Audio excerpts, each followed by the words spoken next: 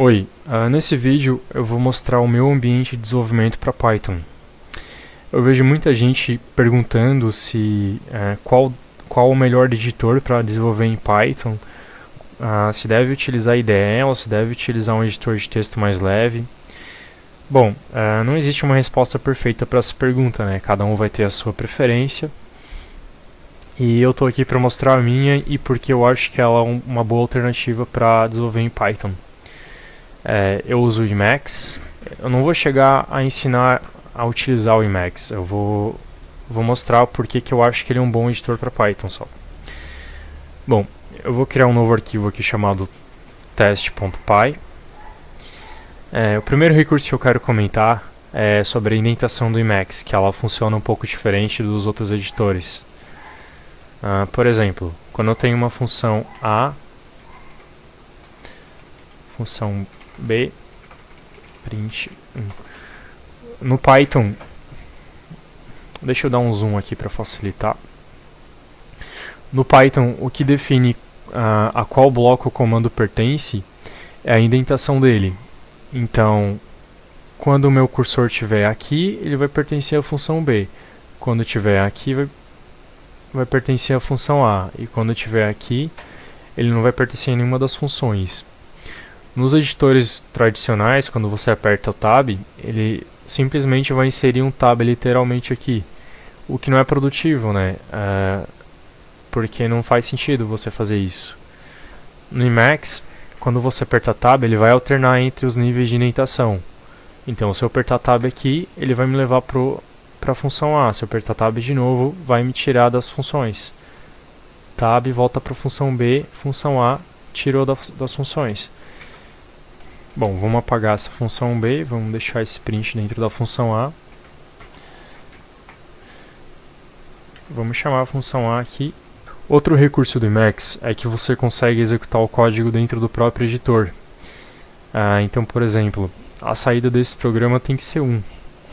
Eu consigo chamar uma shell do Python dentro do próprio Emacs. E eu consigo executar o meu programa. Ele já me dá a saída aqui embaixo. E isso daqui ele funciona como uma shell de Python normal. Eu consigo executar comandos, eu consigo fazer imports.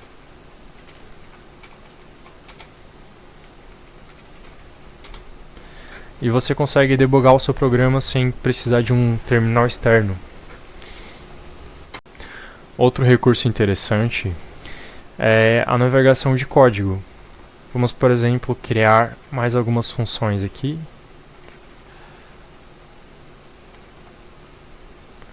Função A, função B, função C.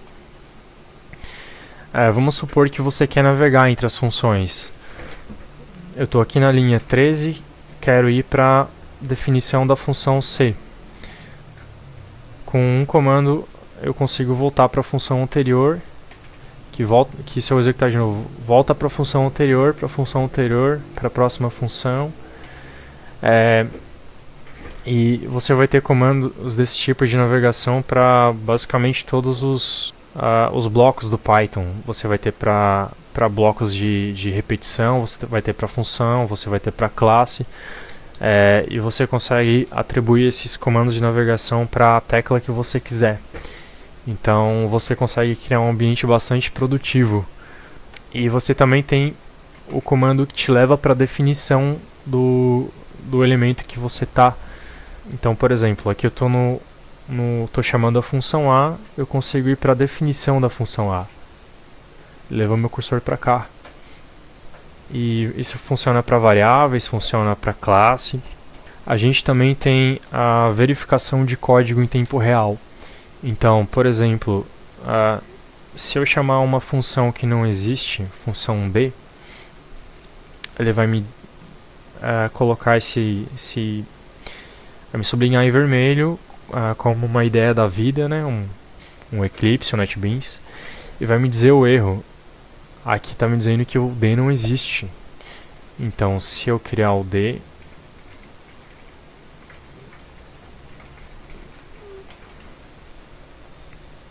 beleza, resolveu o erro. E ele também dá aviso sobre a qualidade do teu código. por exemplo, quando você coloca muitas linhas em branco aqui, ele vai te dar o erro. Muitas linhas em branco. E isso você consegue configurar, você consegue dizer para ele, não me mostra, só me mostra erro, não me mostra warning de linha em branco ou coisa do tipo. E quando você tem um código muito feio, com muito espaço, mal formatado,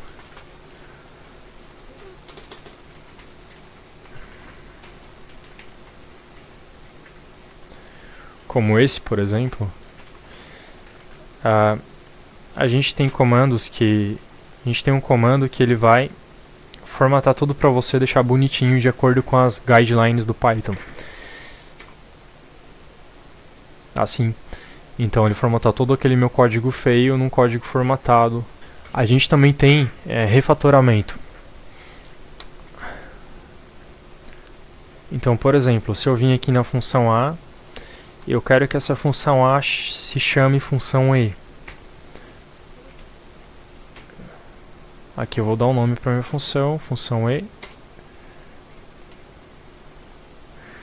Aí aqui ele já vai me dizer o que vai mudar, quais são os arquivos que vão mudar, eu posso conferir se está tudo ok, confirmo, e ele refatorou o código para mim. E isso é legal que funciona entre arquivos. Então, por exemplo, se eu tenho outro arquivo aqui, test2, importar o teste, chamar a função teste.e e refatorar a minha função. Refatorar para A de novo. Ele vai funcionar tanto para o arquivo anterior quanto para o novo arquivo. Aqui vai me mostrar o que vai mudar. Eu vou confirmar. E pronto. Meus dois arquivos estão refatorados. Outro recurso do Emacs é que ele tem autocomplete. Mesmo para os comandos que você criou, para as funções que você criou, para as variáveis, e não só para os recursos nativos. Então, por exemplo, se eu tenho import sys, ele vai me mostrar todas as funções da module sys para mim. Isso também funciona, como eu acabei de dizer, para os meus programas. Então, quando eu chamar o meu arquivo teste, minha module teste, ele vai mostrar todas as funções. Aqui ele diz se é função, se é variável, do meu arquivo. E para finalizar, eu queria falar sobre Import Manager. Deixa eu dar mais um zoom nesse outro arquivo aqui. Então, por exemplo, vamos chamar a função A da module teste aqui. Aqui nos meus imports, eu tenho a import sys que não está sendo utilizado. Eu vou pagar o import do teste. Aqui está me dizendo que o import do sys não está sendo utilizado. Beleza, e tem um import que deveria estar sendo utilizado, mas não está. E aí a gente tem um comando que resolve isso pra gente. Ele vai ver quais são esses imports que não estão sendo utilizados e vai buscar no código quais são os comandos que deveriam ter sido importados, mas não foram. Então o que ele fez? Ele apagou o import sys que não estava sendo utilizado e importou o teste do lugar que eu precisava. Esses eram os recursos que eu queria mostrar. Não dá para mostrar tudo porque o Emacs é um editor extensivo, você vai ter muitos recursos aí que você mesmo pode criar. Mas esses são os recursos que eu acredito que são os principais, né? Que normalmente as IDEs oferecem. Espero que você tenha gostado e se inscreve no canal para mais vídeos. Valeu!